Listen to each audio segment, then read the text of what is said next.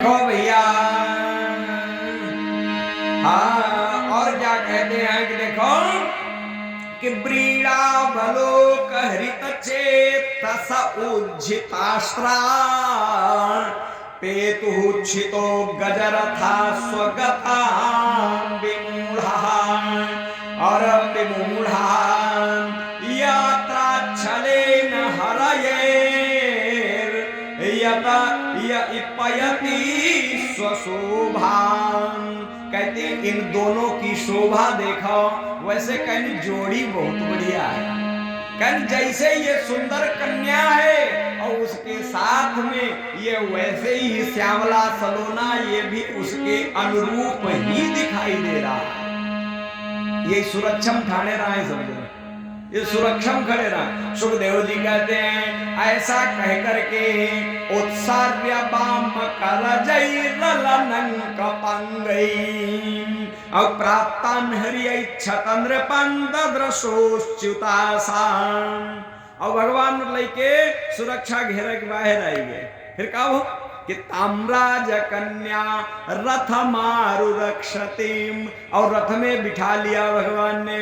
और रथ में बिठा करके और सारथी पर कह दें चलो।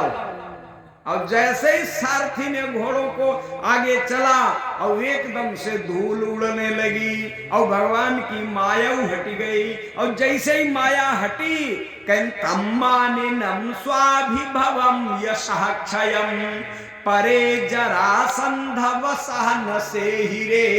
और जरासंध कहा लग आया और ललकार करके कहने लगा अरे ये क्या किया, ये क्या किया कि अहो दिगस्मन यत आत धन्वना गोपैहृतम के सरिणाम मृगैरिवः। और तुम सब लोग खड़े रहे ठीक उसी प्रकार से वह गोप रुक्मिणी का हरण करके ले गया जैसे केसरिणाम मृगैरिवः। जिस तरह से भयानक सिंह और मृगों के समूह से अपने जंगल के समूह से अपने शिकार को हरण करके निकल जाता है और तुम सब लोग रक्षा में खड़े रहे और उसको तुम रोक भी नहीं पाए। दौड़ो दौड़ो। और भैया एकदम से भैया भगदड़ पड़ गई और समस्त योद्धा अपने अपने आयुधों को लेकर के अपने अपने वाहनों पर लेकर बैठ करके भगवान के रथ का पीछा करने लगे। आगे आगे भगवान का रथ और पीछे पीछे।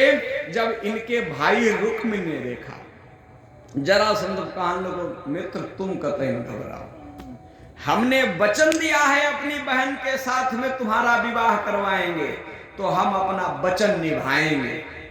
और अगर हम अपना वचन नहीं निभा सके, रुक्मिणी को वापस नहीं ला सके तो जीते जी कहें फिर हम नगर को नहीं आए, मुंह नहीं दिखाए।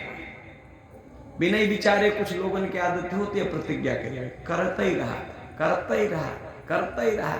अर्जुन ने प्रतिज्ञा कर दी कि कल हम मार जरूर डरिबो, हम मार जरूर डरिबो जय दर्द कहिया। लेकिन भगवान कहा लगे तुम्हारी सबकी आदत बहुत खराब, बगैर कसम खाए नहीं कुछ कैसे करते हैं। भगवान कहते हैं बगैर शपथ के तुम कुछ नहीं कह सकते हो।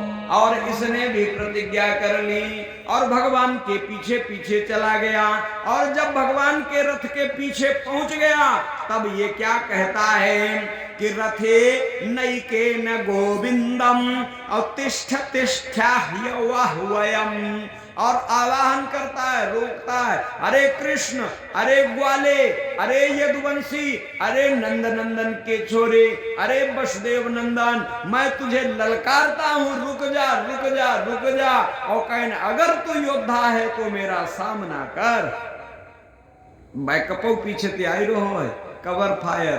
बलराम जी भी आ रहे हैं और इधर ये सेना बलराम जी की बलराम जी भी जब आए कृष्ण से इनका दर्शन हुआ कहे लगे तुमका ये सब करे रहा है, तुम अकेले चले आए, हमको तो बताए होते हो दादा। कहे लगे भगवान कहे लगे देखो वैसो है तुम तले यो पीछे जो सेना आई रही उन्हें संभालो। और कहे नहीं हम मिल ली ददुआ हम मिल लिए। हाँ ददुआ से मुलाकात भगवान ने करी। भयानक युद्ध हुआ कि धनुर विकृष्य सुदृढ़म जगने कृष्णम त्रिभिः सरई। रुक्मिणी ने अपना धनुष निकाला और भगवान पर 3 बाण चलाए। अब आह चाह क्षणम तिष्ठ यदूनाम कुलपांसनः। अगर तो यदुवंश का है, अपनी माता की यशोदा का तुमने दूध पिया है, तो आज आ जाओ समर भूमि में और लोग, संसार के लोग देख लें कि देखें कि तुम्हारी मैया के रो दूध दूधदार है कि मेरे देश का पानी ये पानीदार है। कन्हैया रुक जा। भगवान रुकी गए, कहीं ले हम रुकी गए। भयानक, बहुत भयानक युद्ध हुआ और युद्ध में यह जो है रुक्म हार गया, धनुष युद्ध में हार गया। फिर गदा युद्ध हुआ, गदा युद्ध में भी हार गया। फिर खड्ग युद्ध हुआ, खड्ग युद्ध में भी हार गया। और हार गया, भगवान ने इसकी गर्दन पर तलवार रखी और कहें अब हम इसको मार देंगे। मार नहीं चाह रहे थे कि तब तक रुक्मिणी मैया दौड़ती चली आई और भगवान के चरणों में गिर पड़ी। दृष्टवा पादयोर भरतुर रुवाच करुणम सती। और कहने लगी, भाई हे स्वामी हमारी एक बात सुनो, इसको नहंतु नारहसी कल्याण भ्रातरम में महाभुजा। भगवान इसे मत मारो क्योंकि ये हमारा भाई है। यद्यपि ये हमारा हितैषी नहीं था, लेकिन फिर वो हमारो हिता भैया। महाराज अहिका न मारो। रुक्मिणी प्रार्थना करने लगी। भगवान ने अपनी तलवार म्यान में रख ली और कहते हैं, देवी आप कह रही हो तो मैं इसको त्याग, इसको जीवन दान देता हूं। भगवान ने जीवन दान दिया और भैया द्वारिका पहुंचे। अब द्वारिका में भगवान का विवाह संस्कार हुआ। देखो विवाह जो है माता रुक्मिणी के साथ में भगवान का विवाह संस्कार हुआ। और वो विवाह संस्कार देखो हमारे सत्य सनातन धर्म में विवाह कितने हैं परीक्षित जी? हैं? विवाहों की संख्या जो हमारे धर्म शास्त्रों में बताई गई वह है 8 प्रकार के विवाह हैं हमारे यहाँ। और भैया कौन कौन से? कहते हैं दैवो आर्षम, सबसे पहला विवाह जो है आर्ष विवाह, फिर ब्रह्म विवाह, और फिर कहते हैं देव विवाह, और देव विवाह, और फिर उसके बाद में बताया देव विवाह के बाद में ऊपर के क्रम के जो 3 विवाह हैं यही ग्राह्य है, यही करीबे योग्य है। और फिर चौथा विवाह कहते हैं कि यह जो चौथे नंबर का विवाह है यह है राक्षस विवाह। और कहते हैं कि चौथा, 5वां, 6ठा और 7वां, 8वां ये निंदित कहे गए, राक्षस है। और 5वां है गंधर्व और 6ठवां है पैशाच। कहते हैं कि और 6ठवां है कहीं गांधर्व विवाह, 7वां विवाह है जो राक्षस और 8वां पैशाच विवाह। और आज को मालूम का होते विवाह के प्रकार, ऊपर के 3 विवाह ग्राही हैं। ये 3 कैसे हैं? कहने इसमें जिस कुल का पिता है, जिस गोत्र और कुल का है, ये अनिवार्य है माता भी उसी कुल की हो और उसी कुल की हो। कन्या का विवाह जो हुआ हो वो 12 वर्ष की आयु से प्रथम का हो, ये पूर्व काल की व्यवस्था थी। तब हो ये वैदिक विवाह होता है, इसी का नाम ब्रह्म विवाह है।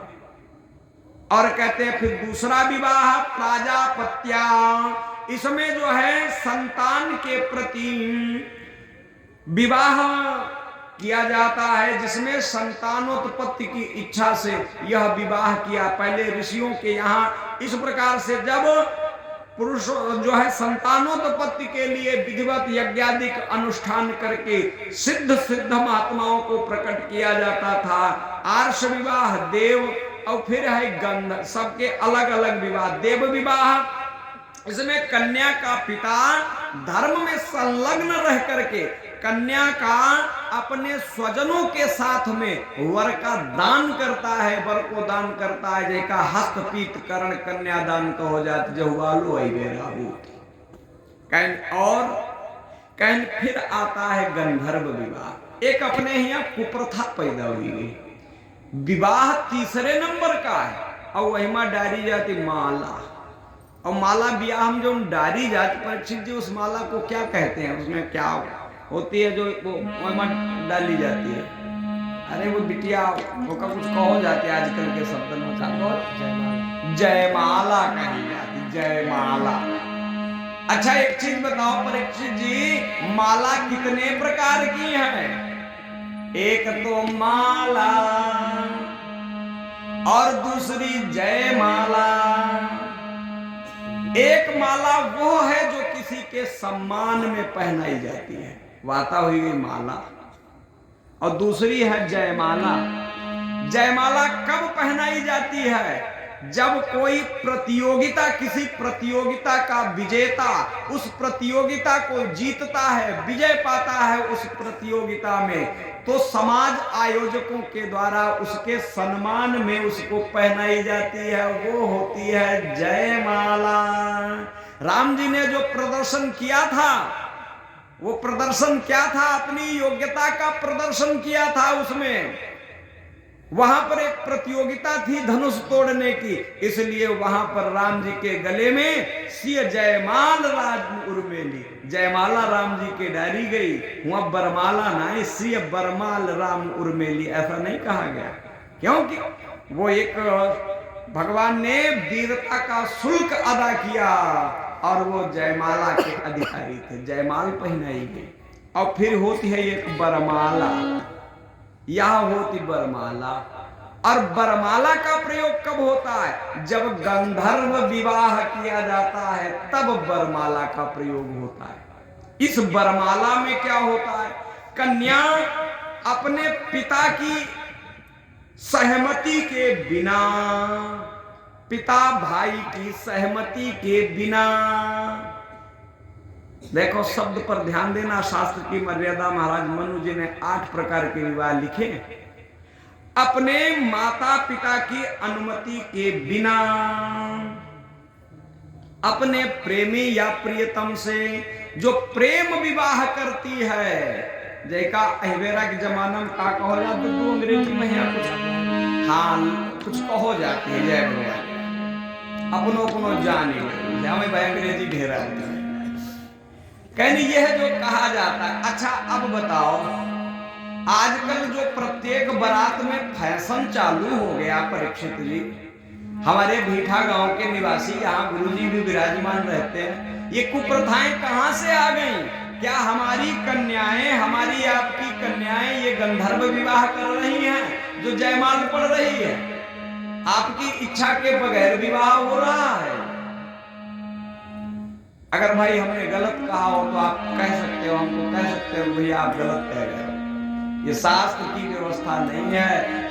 हम लोग ने ये नकल कहां से करी? एक और नकल शुरू हो गई परीक्षित जी, बहुत इतने भयानक तरीका से वो नकल है कि वो का हम आप सब जन मिलके चाहो नहीं बदल सकते। जैसे साईं बाबा प्रकट भय हैं, उनको विरोध जब शंकराचार्य स्तर से हो तब जाए उनके थोड़े थोड़े पाई उठले, हाँ, और हमारे आप कैसे विरोध करे तो नहीं उनको उठे, सत्य कहे से भी नहीं उठता है। और वो ऐसी कुप्रथा फैली गई, मालूम कौन सी? पंडितों लोगों ने हमारी सबकी मजबूरी हुई जाती है, कहीं पंडित कुछ होता ही नहीं, लड़की ने भौरी 4 ही डरवाएगी। अच्छा बताओ परीक्षित जी, भावरी 4 पढ़नी चाहिए या 7 पढ़नी चाहिए? वैदिक विधान है, भावर की जो प्रदक्षिणाएं हैं 4 ही होनी चाहिए, शास्त्र की मर्यादा है, यही विधान है। क्योंकि पुरुषार्थ चतुष्टय, धर्म एक भावर है धर्म की, कन्या अपने पति के साथ में ये प्रतिज्ञा करती है कि आज से हम दोनों अपने पतिव्रत धर्म का, गृहस्थ धर्म का निर्वाह करेंगे। तो प्रथम भामर हो गई, फिर अर्थ की, दूसरी काम की, और चौथी भामर है हम दोनों सम्यक रूप से प्रयास करके इस भवसागर से पार होकर के मोक्ष को प्राप्त करेंगे। इसलिए 4 भावों का ही विधान है। शास्त्र की मर्यादा यही है, शास्त्रों में इसी का निर्देश है। लेकिन पता ना ये 7 कहां की आई गई, 7 मालूम कहां थे? ये फिल्मन के नहीं, फिल्मन धारावाहिकन के नहीं। बहु ये धारावाहिक नहीं जो नूती फिल्में सास बहू के झगड़े। हाँ, बहुरिया बेचारी पिता माता कितो सिखाए कोई का मायके भेजे, लेकिन वह देख ही का गई है सास बहू के झगड़े। तो वहां गीता महाभारत की कथा दोनों सुने, भाव वह झगड़ा करिए। ये कुसंस्कारों में हम लोग फंस रहे हैं। और ये भावरे कहां से आई? वो का एक फिल्म गाना हो रहा है। खैर, ये भागवत भगवान की मंच है, यहाँ से कोई फिल्म की। लेकिन ध्यान करो, जिसमें कहा जाता है पूरे नोई फेरा 7, वो गंगा कौन सी आई है? नदिया के पार। उसी समय से ये भावर 7 शुरू भई। हाँ, ऐके पहले 7 नाइपत्ती रहे। ये भैया कुप्रथा शुरू हुई गई। अब हमें लगता है अब सबके ब्याह गलत ही भय हुई रहे, सबके 7 ही वाले हुई रहे। बोलिए गोविंद भगवान की जय। ये है व्यवस्था। और भैया महाराज, भगवान राम और भगवान कृष्ण का रुक्मिणी माता के साथ में विवाह होता है। 10:30 बज गए भाई। अब हमें विराम पल्लो जैविक हुई। अब भजन तो नहीं अम्मा, लेकिन एक समस्या और तो है। अब विराम पल्लव जावे जरूरी है। और कल कथा आप सुनना ही हो चाहे तो समस्या है। हम तो सुनाई सकते, लेकिन आप लोग कहाँ सुनने के तैयार हुई है। अब क्या हुआ भैया, भगवान श्याम सुंदर का विवाह हो गया। कहते हैं कि देखो, भगवान श्याम सुंदर रुक्मिणी के साथ में प्रेम से द्वारिका में रहने लगे। तब क्या हुआ, इन्हीं के घर में सर्वप्रथम भगवान के प्रथम पुत्र का जन्म हुआ, जिसका नाम है प्रद्युम्न। और दूसरा भगवान का विवाह, अब दूसरा विवाह भगवान का, दूसरा विवाह सत्राजित की पुत्री माता रुक्मिणी। और सबने कथा सुनी, सबने कथा सुनी कि कहीं चौथ को चंद्रमा न देखियो। हाँ, चौथ को चंद्रमा न देखियो। बाबा तुलसीदास ने इस उदाहरण को ऐसी जगह पर लगाओ, क्या बोले कि जय पर नारी और लीलार गुसाई और तजहु चौथी के चंद्र किनाई, तजहु चौथी के चंद्र किनाई, तजहु चौथी के चंद्र किनाई। इतनी बढ़िया जगह पर, यानी चौथ को चंद्रमा, भगवान कृष्ण ने भी चौथ का चंद्रमा देखा। यह कथा बहुत बड़ी है। कहते हैं कि सत्राजित को इसने सूर्य भगवान की प्रार्थना करके, सूर्य की तपस्या करके एक श्यमंतक मणि प्राप्त कर ली और उस मणि को अपने गले में डाल करके ये घूमता था। और गले मणि, और जब पहुंचा भगवान कृष्ण के दरबार में, कहनी ये कौन आ रहा है चमकता हुआ? भाई नई चीज ले आओ तो खूब सब जन अपनी अपनी दिखेबे के लिए आगे आगे करे घूमत। हम अपनी मोटी माला बनाई, अपनी आगे डारे, देखो या माला कहीं हमने अपने आप बनाई, आगे ही डारे। सत्राजित ने वो श्यमंतक मणि अपने गले में लटका ली और चमकती हुई मणि भगवान श्याम सुंदर ने देखी लई आखिर। कहने चचा हम मणि कहाँ लाए? अरे कहने इसकी खासियत क्या है? कहने ये 60 भार सोना नित्य प्रदान करती है। और ये भार मालूम कितना बड़ा है, पुरानी माप है भार 60 भार, 60 भार सोना राजा हरिश्चंद्र से मांगा गया था। और 60 भार कितना बड़ा है, देखो हमारी भारतीय गणित प्राचीनों कि 4 धान की गुंजी, 4 धान एक एक दाना एकत्रित करो, उनको वजन कर लो, और 4 धान में जितो वजन है, कहते हैं कि या फिर और भी मतलब रहा हो कि 4 धान का एक मापन इकाई है, एक धान, और एक धान की कहते हैं एक इकाई का अंक है धान, और 4 धान जब एकत्रित हुए तब एक रत्ती, और 5 रत्ती का एक रुपण, और 5 रुपण का एक धरण, और 8 पण, अब वो कहते हैं 8 पण का एक धरण, और भैया और 8 धरण का एक पल, और 100 पल की एक तुला, और तुला जो 16 शेर के बराबर होती, पहले 16 शेर वजन के बराबर एक तुला, तुला भार ये भी आती है कि तुला भरी भार 16 किलो के बराबर, 16 शेर के बराबर। कहते हैं 20 तुला का एक भार होता है, यानी 16 शेर कहीं अगर 16 किलो ही मान लो जाए तो 20 तुला का एक भार होता है। आज के लगभग हिसाब लगाए लो, लगभग 8-10 मन के बराबर एक भार। और यह स्यमंतक बड़मणि कहते भार होता है, और स्यमंतक मणि रोज 60 भार सोना देती है। 20 मन एक जो है भार में 20 मन, और यह 60 भार सोना नित्य प्रकट करती है। कितो हुई है भैया, ऐसी कहने की विशेषता है। कृष्ण कहने लगे फिर ऐसो करो सत्राजित, या मणि तुम हमें दे दो, क्योंकि ये राजा के पास होनी चाहिए। कहन भाई जा तुम्हें काहे दे दी, तपस्या हमने करी, सूर्य भगवान के उपास हम रहन, सेवा पूजा उपास हमने करी, भूखे हम रहन, मणि तुम्हें दे दी। राजा हो भाई तक जबरदस्ती करी। सत्राजीत ने मणि देना स्वीकार नहीं किया और ये घरे चले गए। इनके एक भैया रहा प्रसेन जीत। प्रसेन ने क्या किया, जब अपने भाई साहब और इन्होंने मणि निकाल करके पूजा गृह में रखी तो कबो कबो आदत होती करे। पहले जब 4 भैया एक घर में होती करे रहे, और पहले जब फैशन शुरू तो घड़ी बाजा साइकिल ये वाला फैशन था, और वही वाला मोटरसाइकिल। छोटे वाले भैया को जैसे ही मौका लगा तुरंत भैया को मोबाइल लेके भजे, और मौका चाबी पाई जाए मोटरसाइकिल लेके भजे, तले फिर काट के आई जाए। छोटे वाले भाई साहब प्रसेन जितने भी यही किया, वो माला गले में डाली और अपने भाई साहब के ही अश्व पर बैठ करके वो घूमन निकल पड़े, कहीं देख लो हमारो जलवा।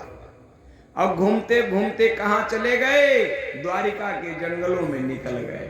और जब आगे पहुंचे तो एक शेर ने प्रसेन का शिकार करके इनको मार डाला, घोड़े को भी मार डाला, घोड़ा मर गया। और उसके मरे हुए शरीर को खींचता हुआ वो सिंह आगे जब पहुंचता है गुफा के दरवाजे पर, उस गुफा में ऋक्षराज जामवंत विराजमान है। उन्होंने उस शेर का भी वध करके वो मणि जामवंत जी ने ले ली और अंदर गुफा लेके चले गए। अब जब सत्राजित ने अपनी मणि ढूंढी, कहीं हमें मणि ना हमारी, कहीं कोई न हो, कृष्ण चुराई, क्यों ये कली मांगर रहे, इन्हें चुरवाई मणि। जब आरोप लगा तो भगवान अपने को निरपराध सिद्ध करने के लिए मणि के अन्वेषण में निकले, और उसी गुफा में भगवान ने प्रवेश किया, और वहां जाकर के जाम्बवान से आपने युद्ध किया।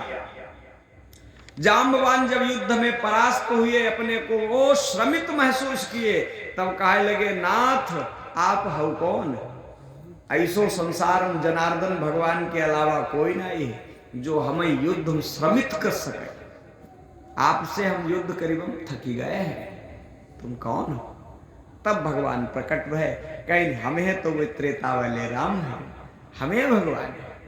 बहुत भांति से जाम्बवान ने भगवान की प्रार्थना करी और कहने लगे, भगवान प्रभु यह आप अपनी मणि ले और एक मणि हमारे और है, वाह आप ले ले। कहने वो मणि कौन है? कहते हैं ये हमारी कन्या जिसका नाम जाम्बवती है, आप इसे भी ग्रहण कर ले। तो कन्या और मणि जामवंत ने भगवान को प्रदान करी। भगवान का दूसरा विवाह जाम्बवती के साथ में हो गया। और तीसरी बार अब देखो गए रहे मणि ढूंढन और मणि ले आए और संगम दुल्हनियों ले आए। बोलिए गोविंद भगवान की जय। और मणि जब सत्राजीत को वापस करी, जब पूरा भेद सत्राजीत को पता लगा, तो सत्राजीत भी भगवान की प्रार्थना करके कहता है कि कृष्ण मुझे क्षमा करो, मैंने तुम्हारे ऊपर निराधार आरोप लगाया, क्योंकि बगैर जाने मैंने तुम्हारे ऊपर आरोप लगा दिया। और मेरी यह पुत्री ताम सत्यभामा भगवान उपेय में, भगवान मेरी यह पुत्री जिसका नाम सत्यभामा है, यह आप अपनी सेवा में ले। सत्राजीत ने मणि और सत्यभामा दोनों को भगवान को समर्पित कर दिया। अब भगवान के कितने ब्याह हो गए? 3 ही ब्याह। अब भैया चौथा नंबर आता है। चौथा विवाह भगवान का जो हुआ वो किसके साथ में हुआ? कहते हैं कि चौथा विवाह भगवान का यमुना मैया के साथ में हुआ। और 5वां विवाह भगवान का जो हुआ, ये जो पांचवा विवाह जो यमुना जी के, और कहते हैं कि 5वां विवाह जो भगवान श्री कृष्ण का हुआ है, ये किसके साथ में हुआ है? कि नग्नजिति के साथ में। नग्नजिति के साथ में यहां भी भगवान ने पौरुष शुल्क अदा किया है। नहीं तो वो 7 बैल भगवान पर नथाए गए। एक भगवान ने 7 बैलों को नाथ करके वो शर्त को पूरा किया और नाग्नजिति के साथ में विवाह किया। 7वां विवाह मित्र वृंदा के साथ में हुआ। और 8वां विवाह भगवान का लक्ष्मणा जी के साथ में हुआ। इस प्रकार से भगवान के 8 विवाह हुए। और इधर एक पुत्र और 8 विवाह, एक तो भगवान को आगे परिवार हुई। सुखदेव जी कहते हैं कि राजन अब क्या होता है कि एक बार की बात